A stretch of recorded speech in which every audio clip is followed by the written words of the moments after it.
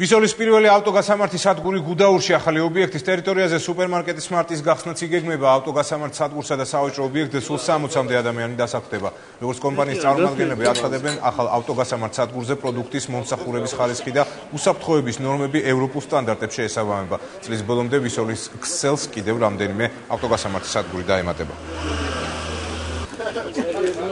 სახელმწიფოს მიერ განხორციელდა ბევრი ინფრასტრუქტურული პროექტი, ამის ნათელი მაგალითი არის გუდაურის განვითარების პროექტი.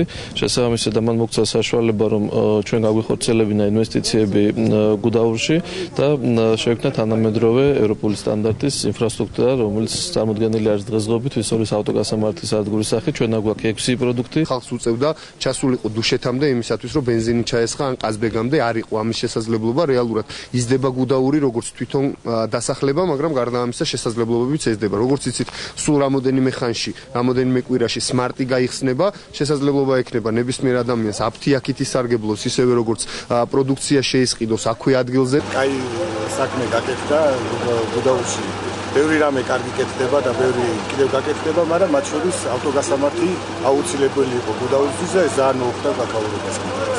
რასაც ადგილობრივებიც და მოსწავლეებიც მიესალმებიან. ეგვიპტე კიდევ ერთი რევოლუცია